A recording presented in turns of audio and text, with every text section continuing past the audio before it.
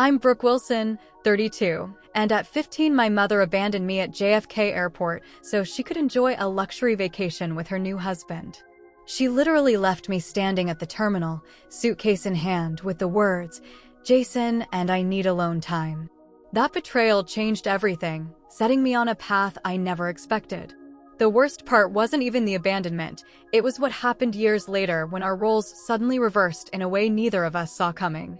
Before I share this journey that still hurts to recall, let me know where you're watching from in the comments below, and don't forget to subscribe if you want to hear more stories about overcoming family betrayal.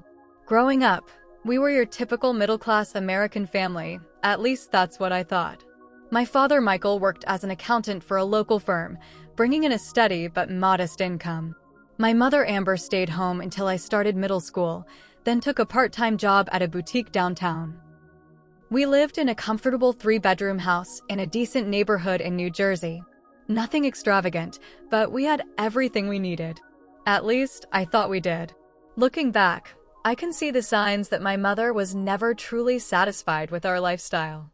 While Dad and I were content with our annual camping trips to the Poconos and occasional weekends at the Jersey Shore, Mom would flip through luxury travel magazines, sighing dramatically at photos of overwater bungalows in Bora Bora and 5-star resorts in the Maldives. One day, she'd say, tracing her finger over images of infinity pools overlooking crystal-clear oceans, "One day I'll experience the finer things." Dad would smile indulgently, but I noticed how his eyes would cloud with worry. "We have a good life, Amber," he'd say. "Maybe when we're older and I've saved more." But that answer was never enough. Mom would snap the magazine shut, muttering about limited thinking and how some people lack ambition. The tension between them grew gradually. I'd wake up to hushed arguments about credit card bills and unnecessary purchases. Mom wanted a kitchen renovation with marble countertops. Dad insisted we couldn't afford it. Mom wanted to trade in our reliable Honda for a BMW. Dad explained how impractical that would be for our budget.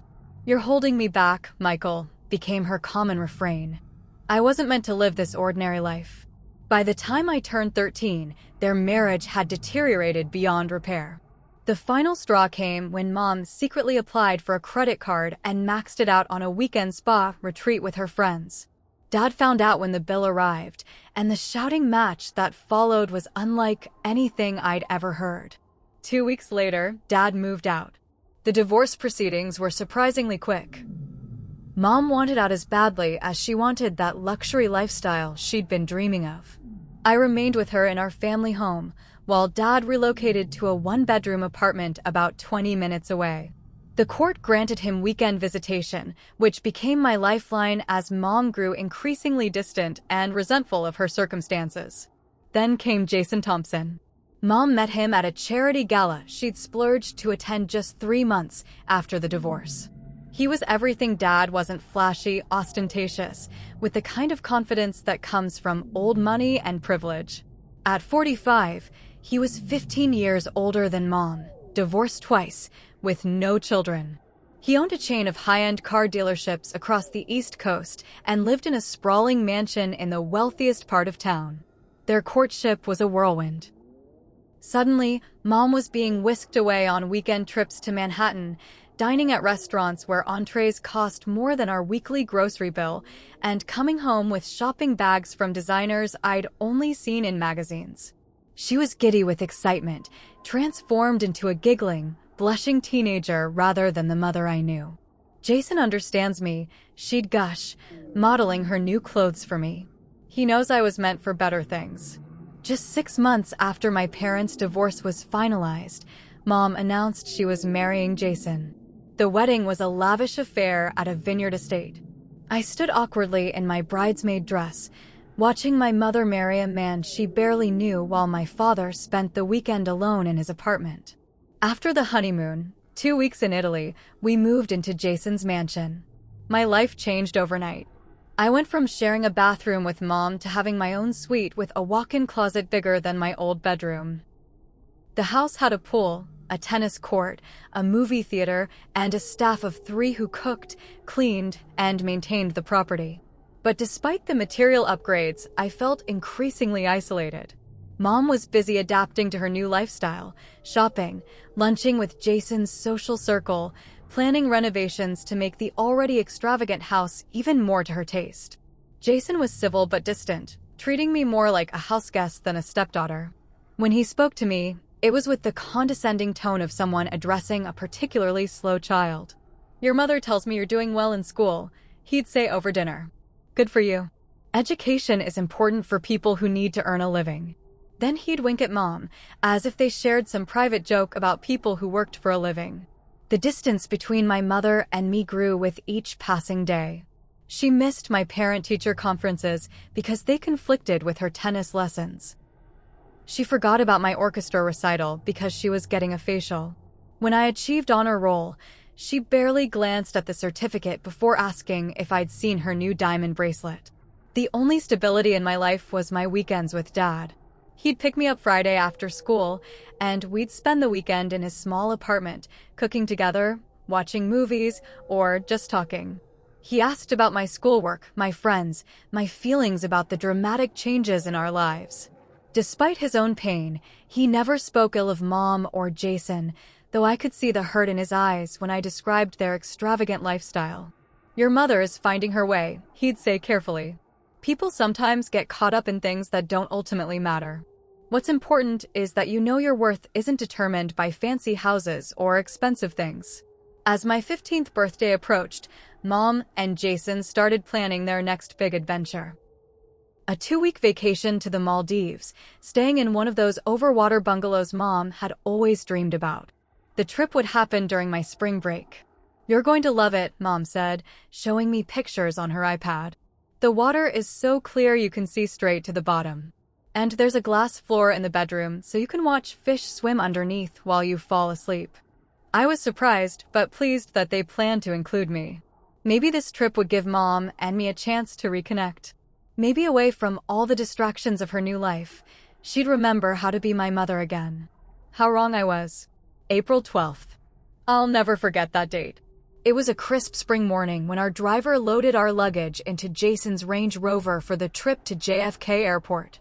I'd packed carefully, following Mom's instructions about appropriate attire for a luxury resort. I'd even used my savings to buy a new bathing suit, wanting to fit in with my glamorous mother and stepfather. The drive to the airport was filled with Jason and Mom discussing their plans: scuba diving, couples massages, private dinners on the beach. I sat quietly in the back seat, imagining myself snorkeling in those crystal waters, taking photos to show Dad and my friends when we returned. We checked in our luggage at the international terminal, and I handed my passport to the airline representative along with Mom and Jason's. The woman processed their documents first, then frowned slightly when she looked at mine. "I don't see a reservation for Brooke Wilson," she said, typing something into her computer. "Check again," Mom said sharply. "She's traveling with us." The woman checked again and shook her head. "I'm sorry, ma'am. I only have reservations for Amber and Jason Thompson." I looked at Mom, confused. Did they make a mistake? That's when I saw it. The quick exchange of glances between Mom and Jason, the slight curl of his lip, the way Mom's shoulders tensed before she turned to me with a practiced smile.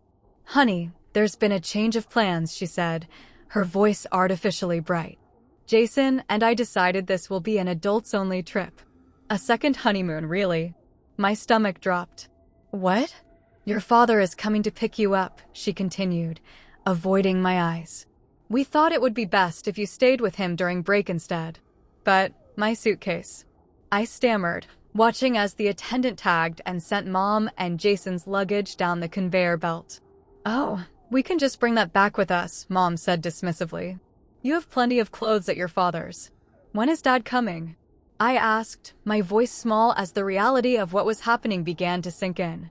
Mom glanced at her diamond-encrusted watch, a recent gift from Jason. "He should be here any minute." We told him noon. I checked my own watch. It was 11:45 a.m. "So I'll just wait here?" I asked, fighting back tears as travelers streamed around us, families headed on vacations together. "That's right, sweetheart," Mom said, already turning away. "Jason, we should head to security if we want to have time to visit the first-class lounge." Mom, I called, my voice cracking. You didn't even tell me I wasn't going. I packed everything. I was ready. She turned back briefly, and I saw a flicker of something, guilt, perhaps, cross her face before it hardened again. Don't be dramatic, Brooke. It's just a vacation. You'll be fine with your father. Jason checked his Rolex impatiently. Amber, we need to go. Mom, please, I tried one more time, tears now flowing freely. At least wait with me until Dad gets here. He'll be here any minute, she repeated, more firmly this time. Jason, and I need alone time. It's important for our marriage. And with that, she turned and walked away, Jason's hand possessively on the small of her back. The last thing I heard was his voice, finally, 2 weeks without the teenager. I thought she'd never stop whining. I stood there, utterly abandoned, watching my mother choose a luxury vacation with her new husband over her own daughter. For the next hour, I sat on a bench near the check-in counter, calling my father repeatedly. Each time, the call went straight to voicemail. A cold feeling of dread began to spread through me. What if he wasn't coming? What if there had been some miscommunication? Or worse, what if this had been the plan all along? By 1:30 p.m., a kind-faced airline employee approached me, having noticed me sitting alone for so long. Are you okay, sweetie? She asked. Her name tag read Patricia. I tried to explain through my tears what had happened. Patricia's expression grew increasingly concerned as I spoke. Let me see if I can help, she said, leading me to the airline's customer service desk. She tried calling both my parents' numbers. My father's still went to voicemail. My mother's rang several times before going to voicemail as well. They're probably on the plane already, I said miserably. Patricia spoke quietly with her supervisor, then returned to me. Is there anyone else we can call for you? Another relative, perhaps. I thought of my Aunt Hannah, my father's sister. She lived about an hour from the airport. I had her number in my phone. Patricia dialed it for me and explained the situation when my aunt answered. Aunt Hannah was furious. I could hear her raised voice through the phone, though Patricia had stepped a few feet away to speak with her. When Patricia returned, she assured me my aunt was on her way, but would take some time to arrive due to the distance. Would you like something to eat while you wait? Patricia asked kindly. The airline will provide a meal voucher given the circumstances. I wasn't hungry, but I nodded anyway, grateful for her kindness. She brought me a sandwich and a soda from one of the airport restaurants, sitting with me during her break as I picked at the food. My mom just left me, I said, still unable to fully process what had happened. Who does that to their child? Patricia's face was a careful mask of professionalism, but I could see the anger in her eyes. Some people make choices that are hard to understand, she said diplomatically. The important thing is that your aunt is coming, and you won't be alone. 3 agonizing hours later, Aunt Hannah burst into the terminal, her face flushed with a combination of worry and rage. She pulled me into a fierce hug, then held me at arm's length, examining me as if checking for injuries. Are you okay? I can't believe Amber would do this. And your father, she stopped herself, taking a deep breath. Let's get you home. We'll sort everything out. As we drove away from the airport, I stared out the window, numb with shock and betrayal. Aunt Hannah explained that my father had been rushed to the hospital that morning with appendicitis. He was in surgery when Mom and Jason should have been communicating with him about the change of plans. He had no idea, Aunt Hannah said, her knuckles white on the steering wheel. He's still in the hospital recovering. When I told the nurses what happened, they had to give him something to calm him down because he was trying to get out of bed to come get you. So that was it. My mother had abandoned me at an airport, knowing my father was physically unable to come get me. She had left me, her 15-year-old daughter, alone and afraid, just so she could enjoy a luxury vacation with her new husband. As we pulled into Aunt Hannah's driveway, I checked my phone one last time. There was a single text from my mother. Hope you found your dad. Having drinks on the beach. Signal spotty here. Talk in 2 weeks. Not even a question about whether I was safe. Not a hint of concern or remorse. That was the moment I realized the mother I thought I knew was gone, if she had ever existed at all. After my father was released from the hospital 3 days later, we had a serious conversation about my living arrangements. Up until then, the custody arrangement had given my mother primary custody, with Dad having weekend visitation. But after the airport incident, Dad was determined to change that. "I want you to live with me full-time, Brooke," he said as we sat in Aunt Hannah's living room. He was still pale from his surgery, moving gingerly as he shifted in his seat. "What your mother did was unacceptable. It was abandonment, plain and simple. Will the court allow it?" Aunt Hannah asked, bringing in a tray of tea. "Amber has primary custody." "I've already spoken with my lawyer," Dad replied. "Given the circumstances, we have a strong case for a modification, especially since Brooke is 15 and the court will take her preference into account." I nodded, feeling a wave of relief wash over me. The thought of returning to my mother's, to Jason's mansion, filled me with anxiety. "I want to live with you, Dad." During the 2 weeks my mother was in the Maldives, my father's lawyer filed the necessary paperwork.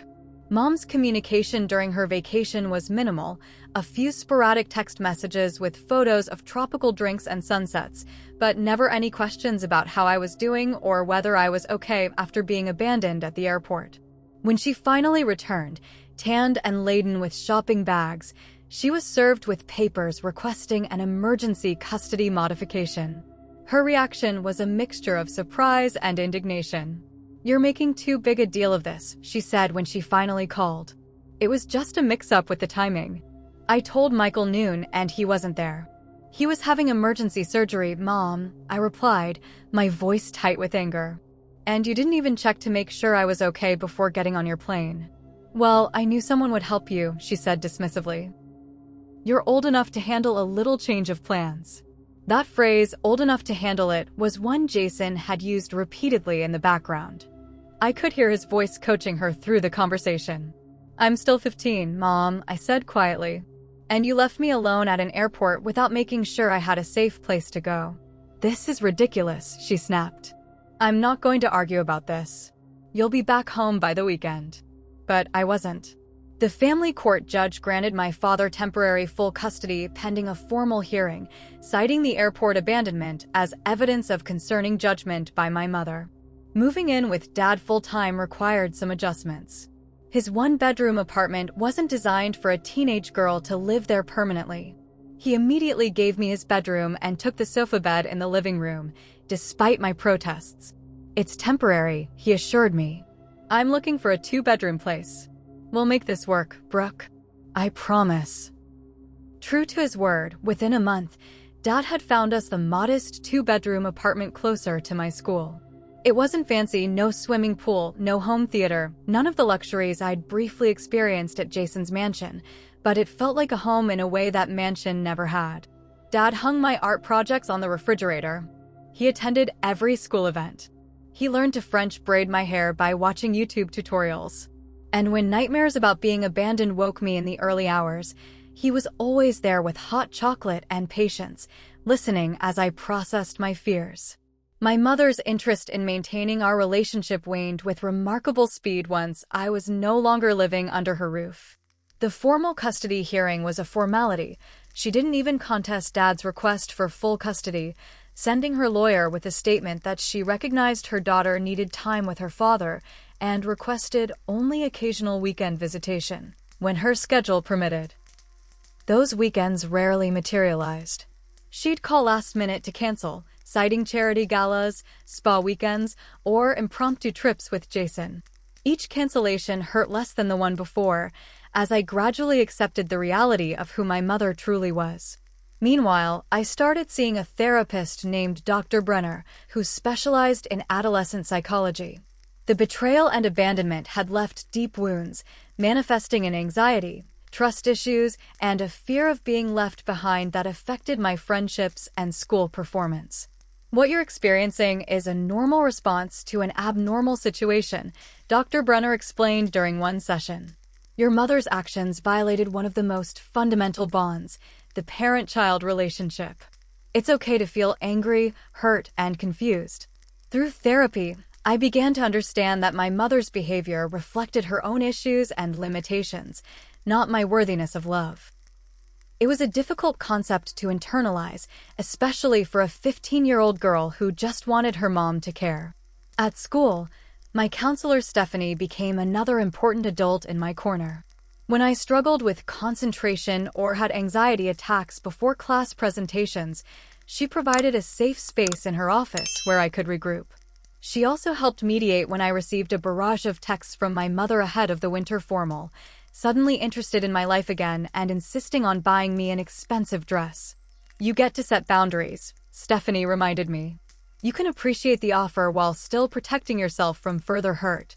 I declined the dress, instead wearing one Aunt Hannah helped me find at a consignment shop. It wasn't designer, but I felt comfortable and authentically myself in it. As Christmas approached, the first since the airport incident, I felt a growing dread about how the holidays would unfold. In previous years, even after the divorce, I'd split the day between my parents. This year, my mother had already begun texting about the fabulous gifts she had for me at her house and how Jason's family would all be there to celebrate. The thought of spending Christmas in that mansion, pretending everything was fine while opening extravagant presents meant to buy my affection, made me physically ill. After a tear-filled therapy session, Dr. Brenner helped me draft a text declining the invitation. Mom's response was predictably dramatic, accusations of being influenced against her, reminders of all she'd sacrificed for me, though I couldn't identify any actual sacrifices, and finally, a guilt-laden "fine, do what you want. The gifts will be here when you're ready to stop punishing me." Instead, Dad and I created our own Christmas traditions. We volunteered at a local shelter on Christmas Eve, serving meals to families in need. On Christmas morning, we exchanged modest but thoughtful gifts, then joined Aunt Hannah and her family for dinner. There was no crystal, no staff serving the meal, no Instagram-perfect table cape, just family, laughter, and genuine warmth. As I helped clear the dishes afterward, I glanced at my phone to find my mother had posted several photos of herself, Jason, and his adult children opening gifts beside a massive tree in their formal living room. She'd tagged me in one photo showing an array of wrapped packages with my name, captioned, "Missing my baby girl today, #blessed, #family first."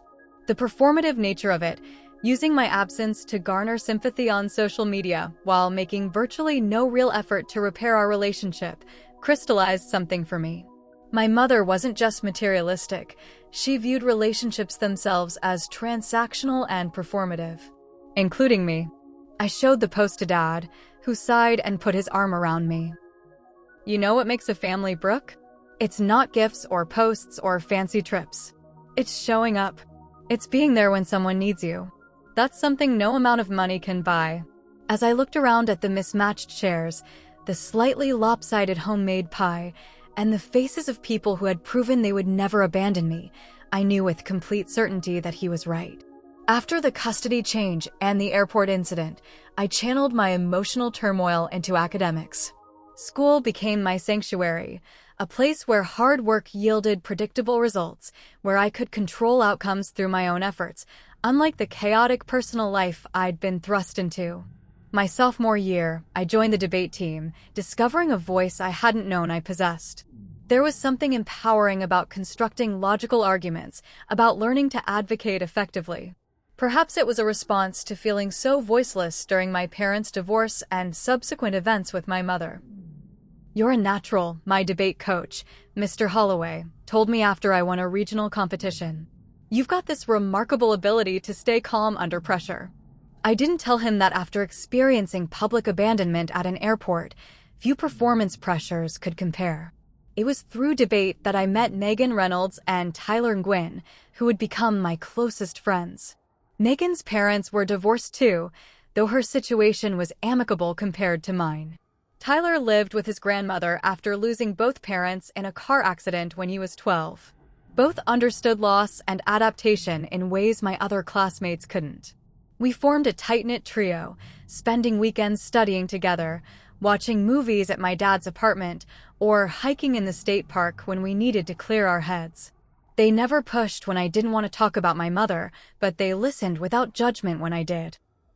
They became the family I chose, filling gaps left by the family that had fractured. Shortly after turning 16, I got a job at a local bookstore. The owner, Mrs. Finch, was a retired English teacher who created a warm, intellectually stimulating environment. Between shelving books and helping customers, I discovered authors whose words helped me make sense of my experiences. Toni Morrison on family complexities, Cheryl Strayed on resilience, Joan Didion on grief and reinvention. My first paycheck was modest, but it represented something profound: independence. I opened a savings account, determined to build a financial cushion that would prevent me from ever being dependent on someone like my mother. This newfound resolve was further strengthened when Dad experienced health problems midway through my junior year. Years of stress had contributed to high blood pressure, and he was hospitalized briefly after a particularly concerning episode. Sitting beside his hospital bed, watching monitors track his vital signs, I was struck by the fragility of my support system. "You need to take better care of yourself," I told him, trying to mask my fear with firmness. He squeezed my hand. "I'm fine, sweetheart.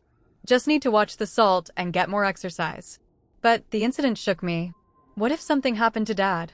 I had no safety net, certainly not my mother, who by that point was making only sporadic, superficial contact, usually timed with holidays or my birthday when she could post about it on social media.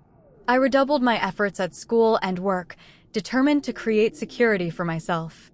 I researched scholarships obsessively, stayed after school to use the counseling office's college guidebooks, and maintained a perfect GPA despite working 20 hours a week. Sleep became optional. Self-sufficiency became essential. Senior year brought unexpected news. Dad had been dating someone. Laura, a kindergarten teacher he'd met at a community education class. He'd kept it quiet, worried about how I'd react to another change. "I didn't want you to think I was trying to replace your mom," he explained nervously when he finally told me. "Dad," I said, hugging him tightly, "no one could ever replace Mom. But that doesn't mean you shouldn't be happy." I meant it sincerely. After everything he'd sacrificed to provide stability for me, he deserved happiness. And Laura proved to be nothing like my mother. She was kind, unpretentious, and genuinely interested in my life without trying to act like a replacement parent. As graduation approached, my hard work paid off with an acceptance letter and substantial scholarship to State University. The financial aid package, combined with my savings and a work-study position, meant I could attend without burdening Dad. The morning of graduation, I stood in my bedroom, adjusting my cap and gown, when Dad knocked softly on the door. "Someone's here to see you," he said, his expression carefully neutral.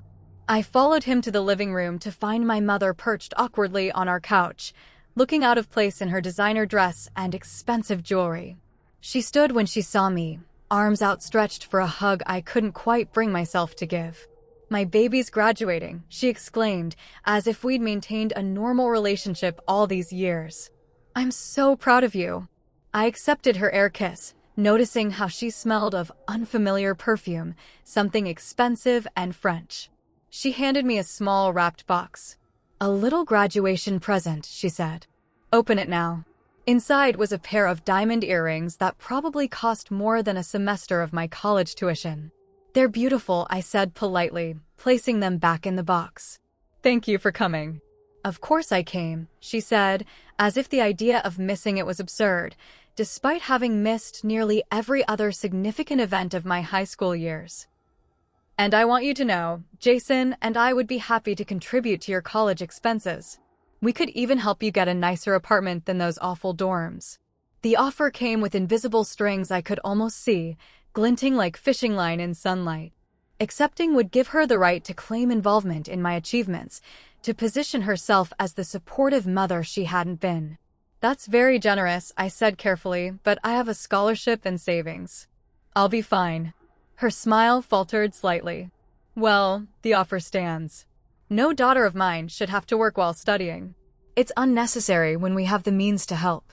We, meaning her and Jason, whose wealth had become so entwined with her identity that she no longer seemed to recognize where he ended and she began. After the ceremony, as families gathered for photos, Mom insisted on several pictures of just the two of us, which she immediately posted with captions about her brilliant daughter and how a mother's love knows no bounds. The performative nature of it made my skin crawl. When she finally left to attend a charity luncheon, making elaborate promises about visiting me at college that we both knew she wouldn't keep, I confronted her quietly. "Why did you really come today, Mom?" She blinked, genuinely confused by the question. "You're my daughter. It's your graduation. But you've missed everything else," I said. "My debate championships. My scholarship ceremony. The college acceptance celebration Dad organized. Why show up now?" Her expression hardened slightly. "I don't think that's fair, Brooke. I've been giving you space since you've made it clear you prefer living with your father. I can't win with you. I stay away, you're angry. I show up, you're still angry." "I'm not angry," I said, surprising myself with the realization that it was true. "I'm just clear-eyed now. You come to events you can post about. You offer financial help that would let you claim credit for my achievements. But you've never once asked how I felt about being abandoned at that airport. You've never acknowledged what that did to me." She glanced around, clearly uncomfortable with having this conversation in public. "That was a misunderstanding that you and your father blew out of proportion. And frankly, I'm tired of being villainized for it. I've apologized." But she hadn't. Not really. Not in any way that took responsibility or showed genuine remorse. "I hope you enjoyed the ceremony," I said finally, stepping back. "Thank you for the earrings." As I walked away to find Dad and Laura, I felt a weight lifting, the burden of seeking validation from someone incapable of providing it. I was headed to college, building a life on my own terms, free from the emotional chaos of my mother's conditional affection. That summer passed quickly with preparations for university.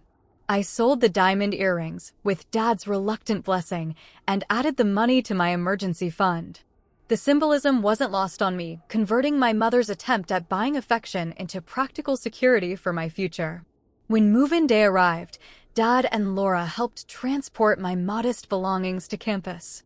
My roommate Jasmine arrived with her parents, the 5 of us working together to arrange furniture and hang posters.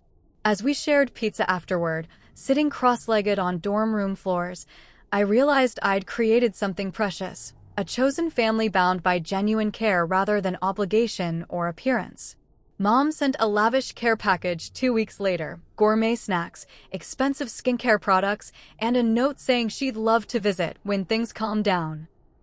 The package arrived the same day I learned I'd been accepted for a research assistant position with a psychology professor studying family dynamics and resilience in adolescence.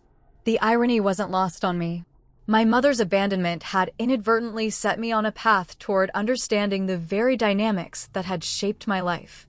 As I stored away the fancy lotions she'd sent, I wondered if she'd ever realized that the most valuable thing she could have given me was simply her presence, not her presence.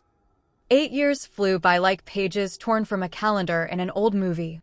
I graduated from State University with honors, then completed a master's degree in clinical psychology, specializing in adolescent trauma.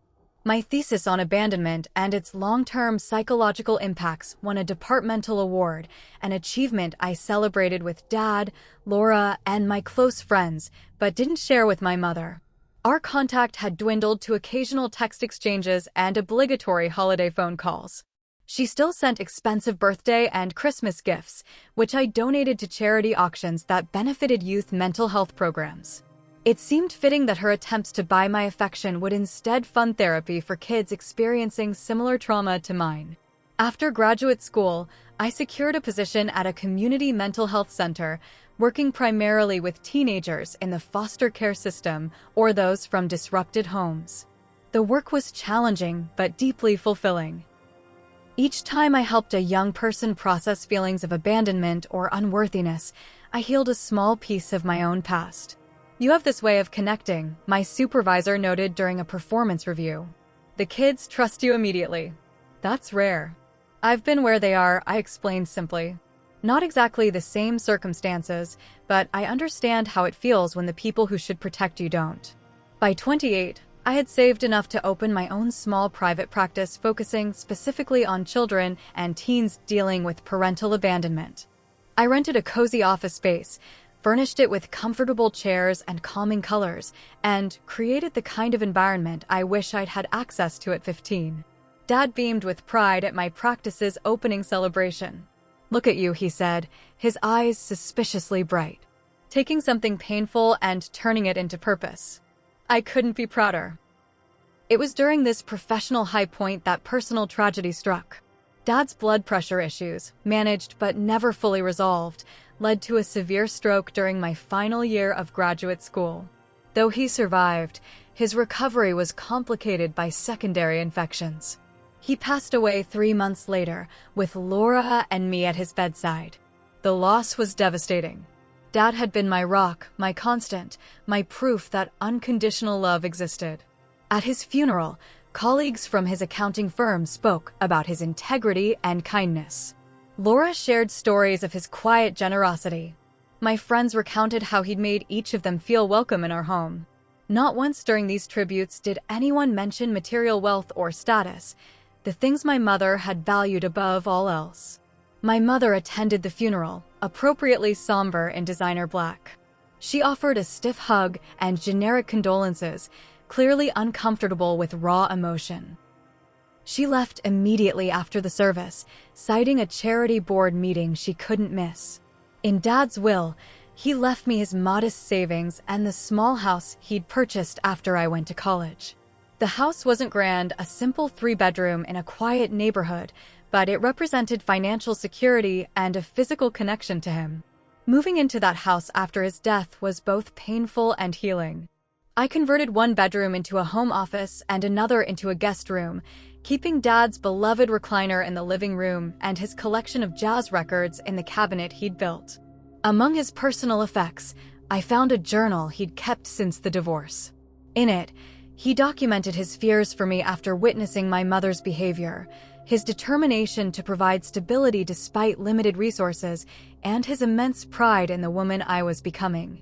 The final entry, written just days before his stroke, read, "Brooke has transformed her pain into purpose.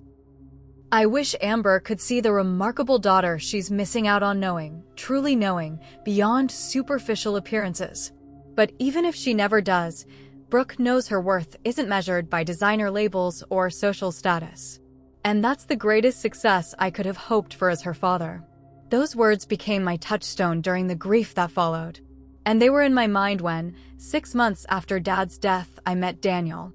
He came to a community workshop I was leading on supporting children through family transitions. As a school counselor, he worked with many of the same issues I addressed in my practice. Our professional connection quickly deepened into friendship and then, cautiously on my part, into romance. My experience with my mother had left me wary of relationships. I watched for signs of materialism, for conditional affection, for performance over substance. Daniel showed none of these. His idea of a perfect date was hiking followed by cooking dinner together. He drove a 10-year-old car he'd paid off years ago and lived in a modest apartment filled with books. What he lacked in flash, he made up for in consistency, showing up exactly when he said he would, remembering details about my day, proving through small daily actions that I was valued. I have trust issues, I warned him early in our relationship. Abandonment issues. The whole psychological package. He didn't flinch. I know. And I'm not going anywhere unless you ask me to. After 2 years of dating, Daniel proposed during a weekend trip to the mountains. The ring he offered wasn't flashy, a simple solitaire that had belonged to his grandmother, but the commitment behind it was solid. As we planned our wedding, I debated whether to invite my mother. "She's still your mom," Daniel said gently. "But it's completely your decision. Either way, I support you." After much consideration, I sent her an invitation. Her response was a check for $20,000 and a list of suggested venues far grander than the intimate garden ceremony we'd planned. I returned the check with a note explaining we'd already finalized our plans but would welcome her presence. She attended, bringing Jason and an ostentatious gift, but left immediately after the ceremony, missing the reception entirely. The photo she posted later, just one carefully staged shot of us together, made it appear she'd been centrally involved in a day she'd barely participated in. By my 30th birthday, my private practice had grown to include 2 additional therapists. We specialized in helping children process complex family dynamics, particularly abandonment and divorce. I'd also begun working on a book combining psychological research with personal experience, hoping to reach people who couldn't access therapy. The local newspaper ran a feature story about my clinic, highlighting our work with the foster care system. The reporter asked what motivated my focus on abandonment issues.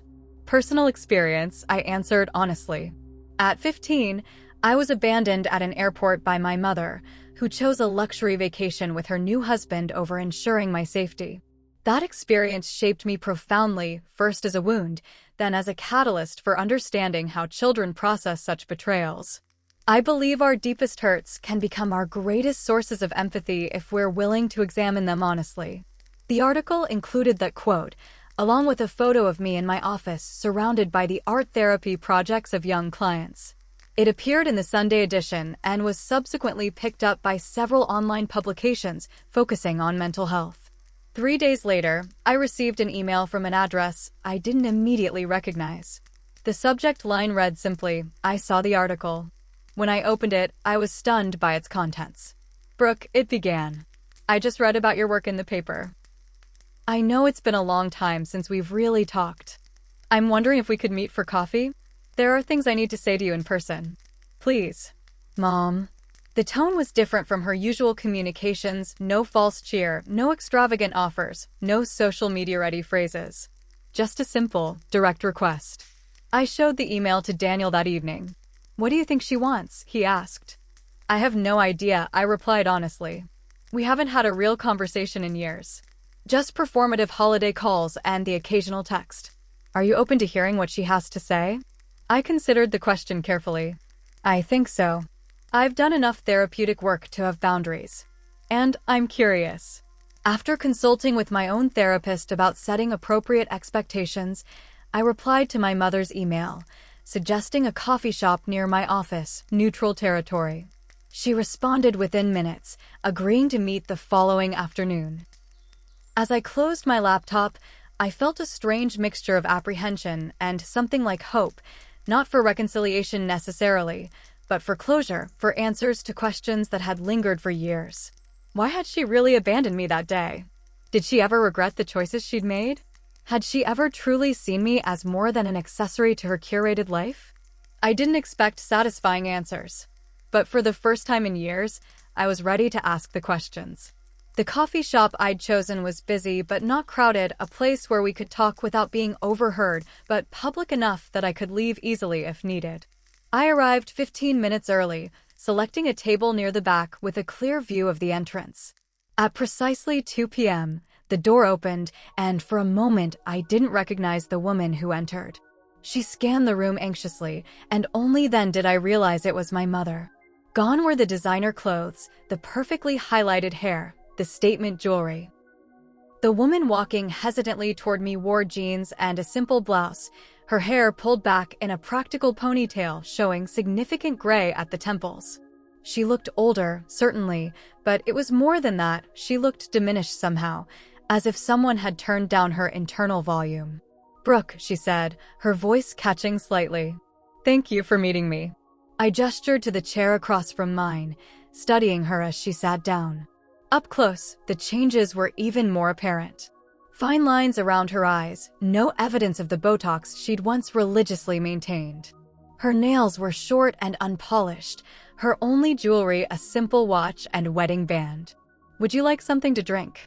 I asked, falling back on social niceties to navigate the awkwardness. "Just tea, please. Herbal if they have it." I signaled a barista, ordered her tea and another coffee for myself, then turned back to face her. "You wanted to talk?"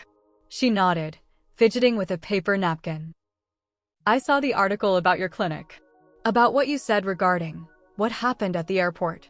She swallowed hard. "You've done remarkable work, Brooke. I'm proud of you." "Thank you," I said neutrally, waiting for whatever came next. "The thing is," she continued, her voice dropping, "I need to tell you something. Things have changed. My life is different now." "Different how?" The barista arrived with our drinks, providing a momentary reprieve from the tension. When she left, my mother wrapped her hands around the mug as if seeking warmth. "Jason left me," she said bluntly. 3 years ago. For his personal trainer. She's 28. I wasn't sure how to respond. Part of me, a small, hurt part one wasn't proud of, felt a flicker of vindication. But the therapist in me recognized genuine pain in her expression. I'm sorry, I said finally, and meant it. The divorce was not in my favor, she continued. There was a prenup, of course. I got the condo in Palm Beach and a settlement, but nothing like what I'd become accustomed to. She took a shaky breath. I thought it would be fine. The money would last if I was careful. But then I got sick. Sick? I echoed, noticing for the first time the unnatural thinness of her wrists, the pallor beneath her makeup. Breast cancer. Stage 2. Treatable, but expensive. Even with insurance, the out-of-pocket costs. She shook her head. I had to sell the condo. Then the car. Now I'm renting a one-bedroom apartment and trying to find work, but it turns out there isn't much demand for 54-year-old former trophy wives with no recent work experience. She looked up, her eyes bright with unshed tears. The irony isn't lost on me, Brooke.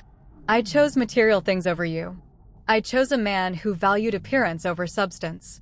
And now I have neither. I sat back, processing this flood of information. Why are you telling me this? Because I owe you an apology, she said, voice cracking. A real one, not the dismissive excuses I've made in the past. What I did to you at that airport was unforgivable. And it wasn't a misunderstanding or a mistake. It was selfish and cruel. She wiped at her eyes. I've had a lot of time to think during chemo sessions. About the choices I've made. The person I became. I don't like her very much. The raw honesty was so unlike the mother I'd known that I didn't immediately know how to respond. Part of me was wary. Was this genuine remorse or another manipulation? I'm not asking for forgiveness, she continued when I remained silent. I don't deserve it. And I'm not asking for money, though God knows I need it. I needed you to know that I understand now. What I threw away. What I lost. She reached into her purse and pulled out a worn envelope, placing it on the table between us. These are some photos. Of you. School pictures, mostly, that your father sent before he passed. I carry them everywhere. It's the closest thing I have to watching you grow up. I picked up the envelope, peeking inside to find school portraits from years past, each one carefully preserved. It was such a simple, maternal thing, something mothers everywhere did without thought. But mine had needed to receive these secondhand, having chosen a different path. There's something else, she said, her voice barely audible now. My landlord is selling the building. I have to be out in 30 days, and I haven't found another place I can afford. And with my medical bills. She trailed off, then straightened her shoulders. I was wondering if you know of any resources. Agencies that might help with housing for cancer patients. Or job placement for women my age.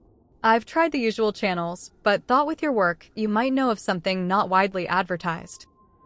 The request was so modest, so far from what I'd expected, that it momentarily stunned me. My mother, who had once dismissed my father's apartment as barely suitable for human habitation, was now asking for help finding something similar for herself. You're not asking to stay with me. The question slipped out before I could stop it. She looked genuinely shocked. God, no. Brooke, I abandoned you. I've been a terrible mother. I would never presume to impose on you like that.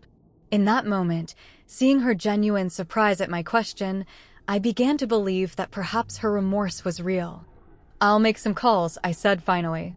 I know several social workers who specialize in helping cancer patients navigate resources. Thank you, she said, relief evident in her face. That's more than I deserve.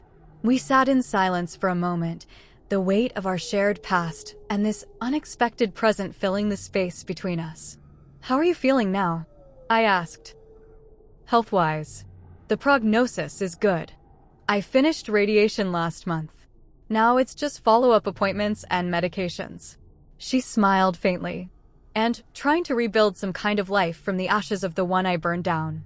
As our conversation continued, I found myself studying this new version of my mother, humbled by circumstance, stripped of the materialistic armor she'd worn for so long. There was something authentic about her now that had been missing during my entire adolescence. When we finally parted ways, She hugged me briefly, awkwardly, as if unsure she had the right. "Thank you for meeting me, Brooke. It means more than you know." I watched her walk away, noticing the slight limp, a side effect of the chemotherapy, perhaps. Then I called Daniel. "How did it go?" he asked immediately. "It was not what I expected," I replied, still processing. "She's changed. Or maybe life changed her." That evening, Daniel and I had a long conversation about boundaries, compassion, and what obligations, if any, I had toward the mother who had abandoned me. "This isn't about what she deserves," Daniel said thoughtfully. "It's about who you want to be in this situation. You've built your life around helping people heal from exactly this kind of trauma. The question is whether that extends to the person who caused yours." His words resonated deeply. I'd spent years helping others navigate the complex emotions surrounding abandonment and reconciliation. Now I face those same questions in my own life. After several days of reflection and consultation with my therapist, I made a decision. I wouldn't invite my mother to live with us. That would be too much, too soon, potentially destructive to the life and boundaries I'd built. But I could help her find appropriate housing near me, where I could offer limited support while maintaining necessary distance. When I called to tell her, her gratitude was overwhelming. "I don't deserve this kindness," she said, voice thick with emotion. "Maybe not," I replied honestly. "But I'm not doing it because you deserve it. I'm doing it because it's who I choose to be." Over the next 6 months, a careful, tentative relationship began to form between my mother and me. I helped her secure a small apartment in a subsidized senior building about 20 minutes from my home. The space was modest but clean, with a community garden she could access and weekly social activities organized by the management. From the beginning, I established clear boundaries. We would meet once a week for coffee or a meal. I would help coordinate her medical appointments when needed, but she would take primary responsibility for her care. I would not provide financial support beyond the initial security deposit I'd covered. She needed to apply for appropriate assistance programs and find sustainable solutions. "I understand," she said when I outlined these terms. "You're already doing more than I have any right to expect." Watching her navigate this new reality was revealing. The woman who had once refused to shop anywhere but Neiman Marcus now scoured thrift stores for furniture. She who had employed a personal chef now learned to cook simple meals on a tight budget. And most surprisingly, she seemed almost relieved by the simplification of her life. All those years chasing status and luxury, she reflected during one of our coffee meetings. And none of it brought me joy. Not real joy. After she settled into her new place, I suggested she might consider volunteering at my clinic. We needed help with administrative tasks, filing, answering phones, organizing the children's play area. It would provide structure to her days and allow her to contribute in a meaningful way. "You'd trust me with that?" she asked, clearly surprised.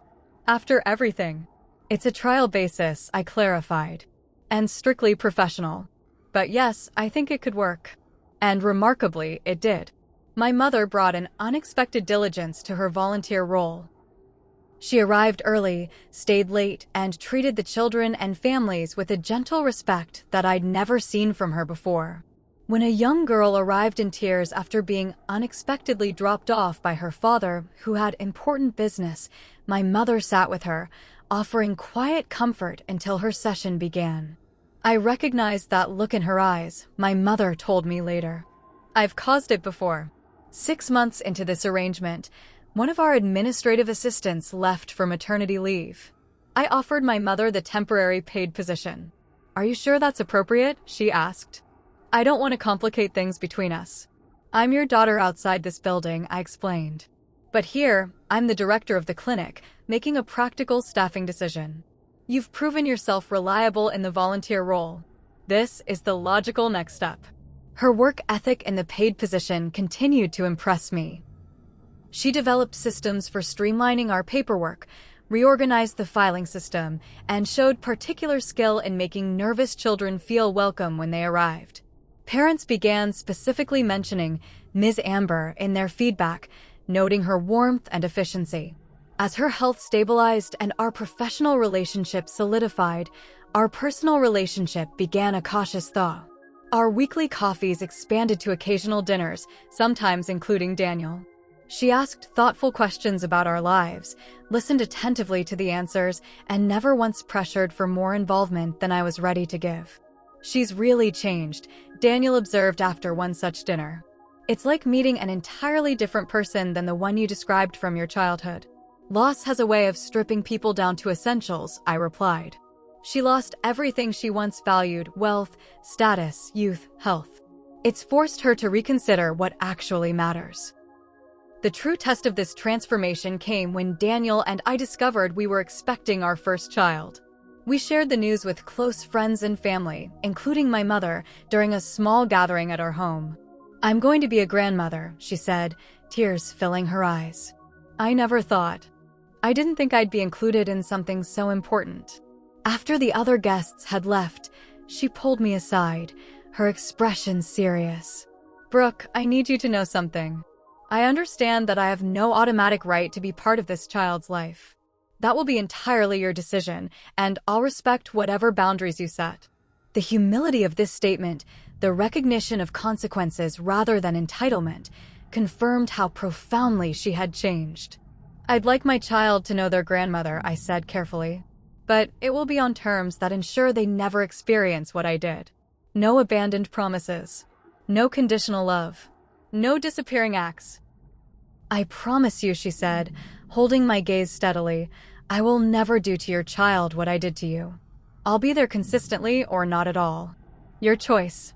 8 months later, our daughter Grace entered the world. My mother was not in the delivery room. That space was reserved for Daniel and our closest friend Jasmine.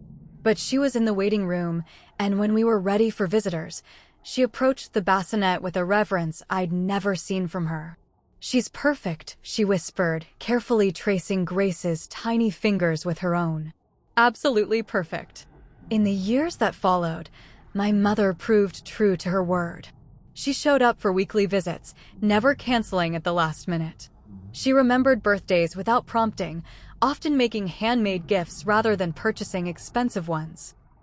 When she offered to babysit occasionally, she followed our parenting guidelines precisely, never undermining our authority or dismissing our concerns as she once had with my father. One afternoon, when Grace was 3, I arrived to pick her up from my mother's apartment and found them sitting together on the floor, looking through an old photo album. "Mommy was a little girl too," Grace was saying, pointing to a childhood photo of me. "Yes, she was," my mother replied. "And I made some big mistakes when she was growing up. That's why I try extra hard to be a good grandma now. Because everyone deserves second chances when they learn from their mistakes." The simple wisdom of that statement, delivered to a 3-year-old but meant for my ears, encapsulated the journey we'd traveled. That evening, after Grace was asleep, Daniel found me on the porch swing, lost in thought. "Heavy thoughts?" he asked, joining me. "Just reflecting," I replied. "On forgiveness. On change. On the fact that sometimes life comes full circle in ways you never expect." "Are you at peace with your relationship with your mom now?" he asked. I considered the question carefully. Peace is a good word for it. Not forgetting. Not erasing the past. But finding a way forward that honors who we are now, not just who we were then. Through my work with abandoned children, I've learned that healing rarely follows a straight line. It spirals, circles back, takes unexpected detours. The same proved true in my own life. The mother who abandoned me at 15 became the grandmother who showed up consistently for my child. The woman who chose luxury over responsibility learned, painfully, irreversibly, that relationships are the only true wealth we possess. I still help clients navigate their own complex family dynamics, drawing now not just from my experience of abandonment, but also from my journey toward conditional reconciliation. I teach them that boundaries aren't walls, but flexible membranes, allowing what's healthy to pass through while keeping harmful elements at bay. I show them that forgiveness doesn't require forgetting or even full trust. It simply means releasing the expectation that the past could have been different. Most importantly, I help them understand that while we cannot control others' choices, we always retain the power to determine our own response, to choose who we become in the face of pain. The airport where I stood abandoned at 15 could have been my defining moment, the wound that shaped all my future relationships. Instead, it became one chapter in a longer, more complex story of resilience, boundaries, and ultimately, compassion. Life rarely offers perfect resolutions or complete closure. My relationship with my mother remains a work in progress, defined by careful boundaries and tempered expectations. But there is healing in this imperfection, in the acknowledgement that human connections are both fragile and surprisingly resilient. As I close this chapter of my story, I invite you to reflect on your own experiences with betrayal and forgiveness. Have you ever had to establish boundaries with someone who hurt you? Have you witnessed genuine change in a person who once caused pain? Share your thoughts in the comments below, and don't forget to like and subscribe if this story resonated with you. Remember, your past shapes you, but it doesn't have to define you. The power to write the next chapter always remains in your hands. Thank you for witnessing this journey with me. May you find the strength to set necessary boundaries and the wisdom to recognize genuine transformation when it appears in your own life.